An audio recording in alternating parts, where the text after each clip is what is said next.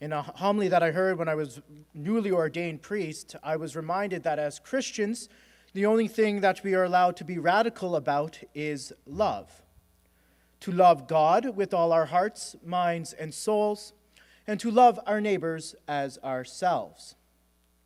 God is love, and his love for us is infinite. If his love for us is infinite, then we are to imitate him with love that has no limits, a love that is radical.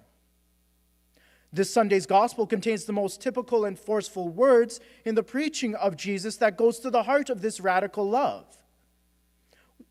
Love your enemies. This divine command comes to us in the Lucan Sermon on the Plain, following the Beatitudes at the beginning of Jesus' public life.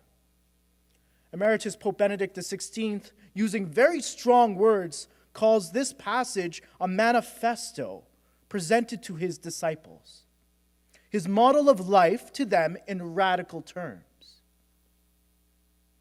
On a natural level, can we live out this radical love as children of the dust, as sons of Adam? In a sense, yes. Our first reading shows that the heir apparent to the throne of Israel, David, going into King Saul's camp and sparing his life.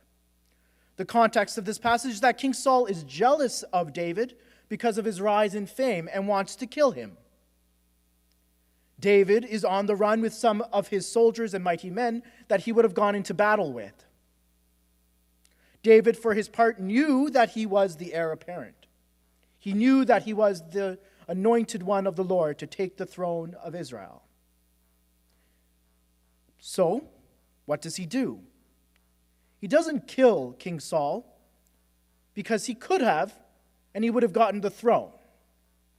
He spared his enemy, and that day was exalted by God.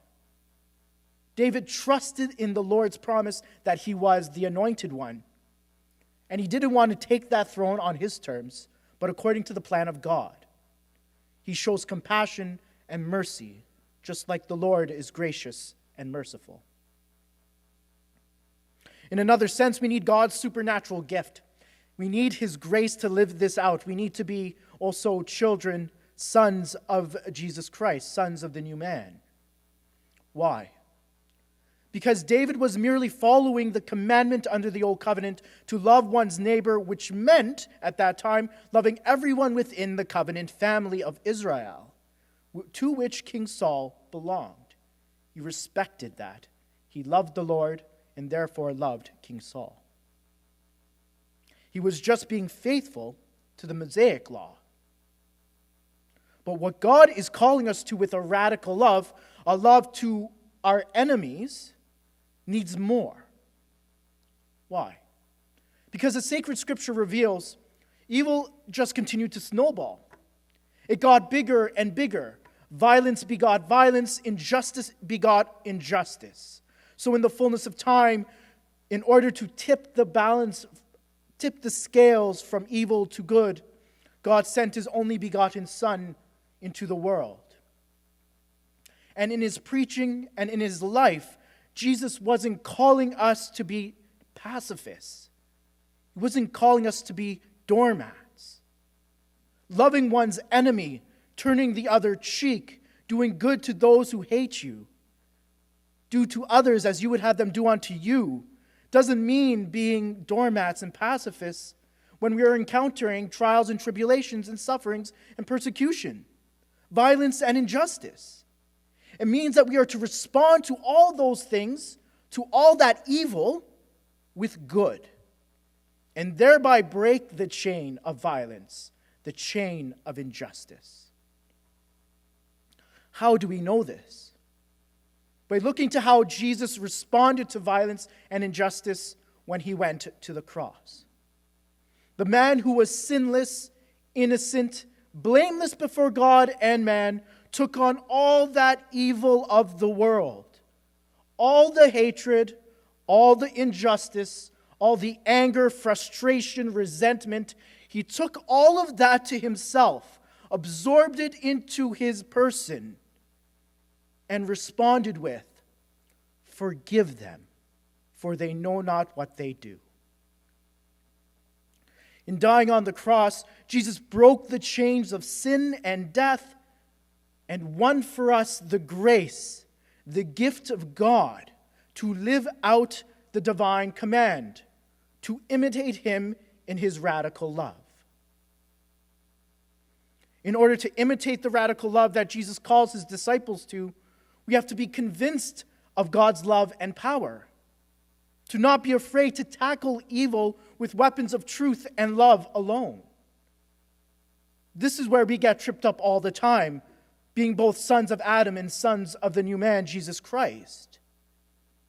We want to tackle evil, we want to tackle injustice, but we go to those natural, horizontal, tactical behaviors and strategies in the realm of economic, political, or media power. Rather, the radical love that God is calling us to as his sons and daughters, as children who have been raised up by the Spirit, children of the Most High, we do not rely merely on human resources, but we rely solely and unreservedly in the merciful goodness of God. This is the transformative power of the gospel, which silently changes our hearts, our homes, our communities, our nation, and our world. And if we are convinced and believed in the power of this gospel, believe in God's radical love that can transform my heart, and then I go out and spread that at the cost of my life, that becomes the nucleus of the Christian revolution. Jesus assures us that when we live our life with this radical love, we too benefit. God cannot be outdone in his generosity. We do this by taking our friendship with Jesus to the next step, by imitating his life on earth, living as he did. We can look at all the evil in our world. We can look at all the injustice that is before us. However, start by looking at that small, indecisive world that is your heart. Where is God calling you to be radical in your love? In most cases, tangibly and practically, who is God calling you to forgive? Don't let those words of the Our Father pass you by. Forgive us our trespasses as we forgive those who trespass against us. It is that small little clause, as, that helps us be won over without reserve by the radical love with which he has loved us. To be merciful as our Father in heaven is merciful.